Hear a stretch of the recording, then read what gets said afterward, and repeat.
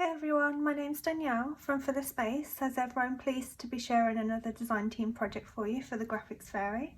All the digitals you'll discover as we explore this journal are available on the Graphics Fairy Premium website that we're fortunate enough to have access to as design team members.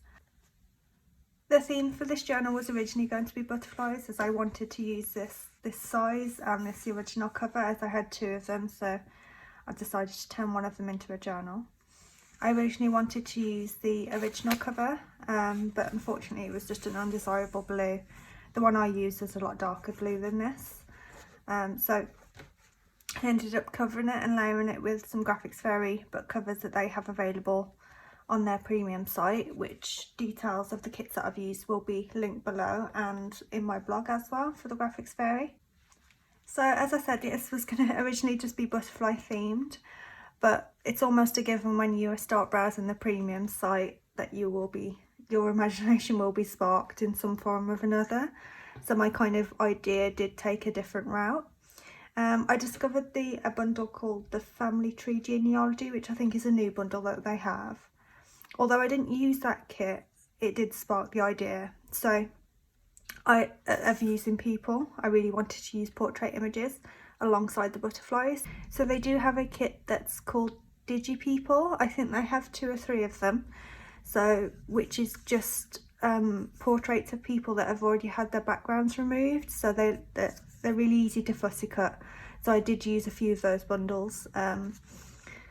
So 2 ideas merged, using butterflies and using people. So this created my butterfly ancestry journal, which is what I'm calling this journal, and that'll be quite clear why throughout. So yeah, let's dig in. So on the cover here, I'll go into a little bit more detail on my blog about how I created this, but I just created the cover. Firstly, the centre image was made with an old tobacco tin, which I gilded the edges on, just to remove some of that yellow. And the actual base of the cover, which you can probably see a little bit better on the back, is the Observer's book cover as the base, which is completely covered up. This centre image here is one of their book covers that I've got available on the premium site, and I've just distressed the edges just to age it and give that lived-in feeling. This is a accordion style journal, so we will have 2 sides to it. So I have only decorated one side of it, leaving the other side, so the back side, empty for the end user to do whatever they wish with. So this is a digital kit from I think it's Gnomes and Wee Folk, I think the bundle's called. So that's just got some butterflies on there. And here we have a file folder. You'll see that I've used one idea throughout mainly. So they are really simple ideas, but really effective. So this is just a little file folder, and with a cluster and a butterfly attached. I've used a lot of 3D elements in this one, which is what's one of my favourite things about this journal. This background image I've just altered on Photoshop, but it's kind of like it's originally a black and white image that I've laid on top of a patina background that they have available, and just adjusted the transparency and things on that. So here you'll see my main theme throughout, which is these little playing cards. So these are just again the Digi People and some fussy cut butterflies and some journaling space on the back. Now all of these cards are the same theme, so they have the similar images and then journaling space. So although it's a small journal, there is journaling space throughout. This is another file folder with a fussy cut butterfly. This one's actually got a frame so you can see through there, and just some collage tea bag on top of that. This was a last minute addition, but I thought it was really effective for the page. So here you'll see where I've used these throughout as we explore the journal a little bit more. But that is Tim Holtz ink that I've added to some acetate, just to create that kind of specimen film patinaed glaze on there. And that's just another journaling card and just some collage pieces that I've stamped for you to use. There's another playing card. And a cluster there with another fussy cut butterfly. And this is a glassine bag that I've created. Again, this print is the Similar idea to the butterfly print I showed you at the start, just with some black and white florals that they've got available. Because this journal's so small, it feels really far away from the camera. So apologies, I will be lifting it up a lot so you can see all the details. So here's the first example of the film that I've used, the acetate film. So in there you can see that that's transparent, and you can see one of the butterfly ancestors that I've fussy cut and layered on. So I really enjoyed making this. I've kind of seen ideas similar to this and I've always wanted to try it, so this journal gave me a perfect excuse to have a go at some of the things I've wanted to try.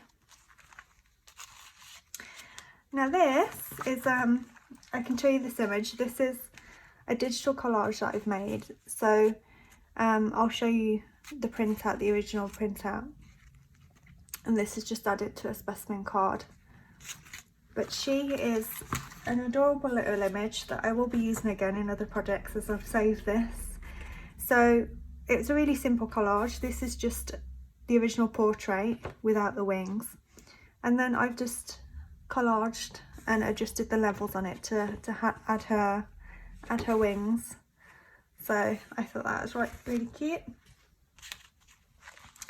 That's a fold out there, and another playing card. Now these specimen cards are one of my favourites. These are a 3D specimen card, so I've just used some foam tape to elevate the die cut off there, and a 3D butterfly which I've just gilded the edges, if you can see that, and again use some of that film. Right, so this is what I've used for the specimen is one of their printable kits. So I've just printed this on sticker paper and their specimen labels, so if you print them on sticker paper they're really easy, ready to go for you.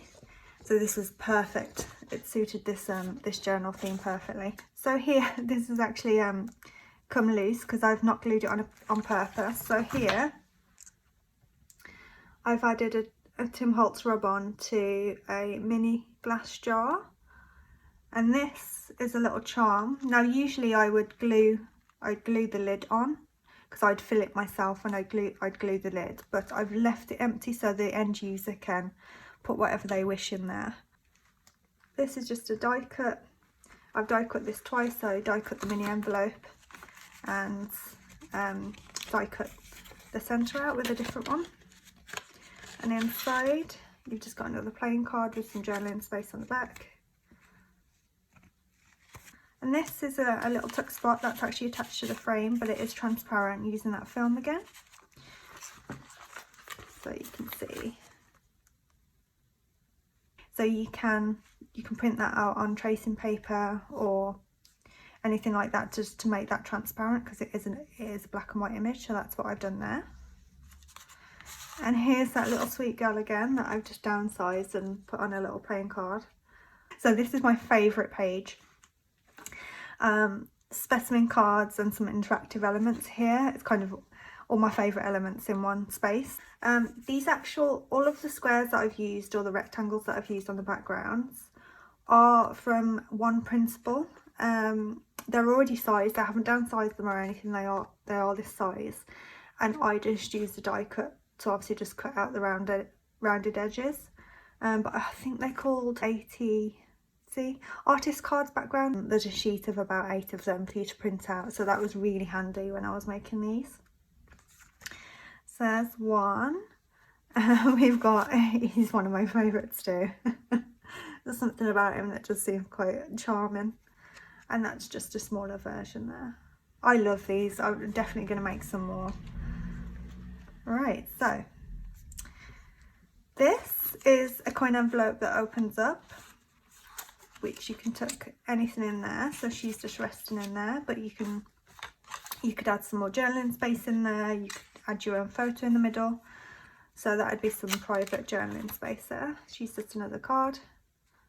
And next, this is an accordion envelope, so hopefully you can see this. So there is 2 pockets there that's attached to the page.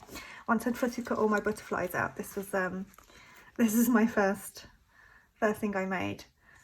I almost don't want to take it off the page because I love how I've kind of rested them there. So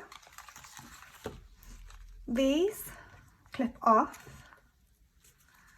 They're all going to twizzle around now. Oh no, I've kept them straight. So, and this is just a string of butterflies, and they're all 3D, and you can place them on the page however you like. But I've just had them cascading down. So what I've done there is I've fussy cut butterflies, laid them on top of some tea bag, and ran a straight stitch through my sewing machine. So it's really simple, although quite effective idea. I think it's quite sweet. It's my favourite part. This is a pocket at the top down there, and this specimen card's attached to the tea bag pocket, and there's just your last playing card to journal on there. So as I said, this is an accordion style journal, so I've shown you the side in which I've decorated. Although I've decorated it, there's still a lot of journaling space there. But the other side I've intentionally left undecorated for the end user to have a little bit more space to play with. Now if you do purchase this journal or make one for yourself, I discovered this while actually clipping things in.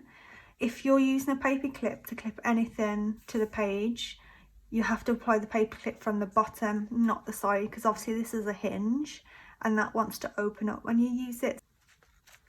Graphics Fairy image that I've just laid on a background there. That's a little tuck spot.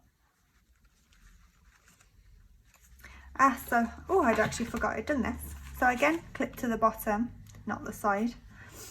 This is just a mini notebook that I've created with a file folder, again with that digital collage print that I did, and just some vintage pieces inside.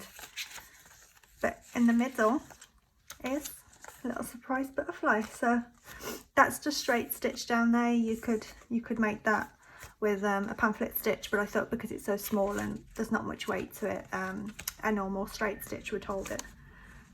So there we go, there's my design team project for the Graphics Fairy for February. I had so much fun making this journal. It was really something new for me, making an accordion journal like this, and especially to this size. I had a blast. A few things I did want to mention is a lot of the inspiration was sparked from different things. So I did mention in my blog, but this tin idea, I've wanted to alter an Altoid tin for a long time. I'd seen a course on the Graphics Fairy. I think this one is on the free site, but there's an Altoid tin shadow box that I think Kelly did a little course on. So if you want to have a go at something like this, I'd advise going to have a look at that course for some inspiration. There's a 3D butterfly tag. It's a dimensional tag course by Terry, and that's on the premium website. But what she did is I believe it's on the premium website, she made a specimen tag, which is probably about the size of one of these pages actually, it's quite large, with 3 3D butterflies and using those specimen stickers. So that, although I haven't made one of those, you can see where the inspiration has come from.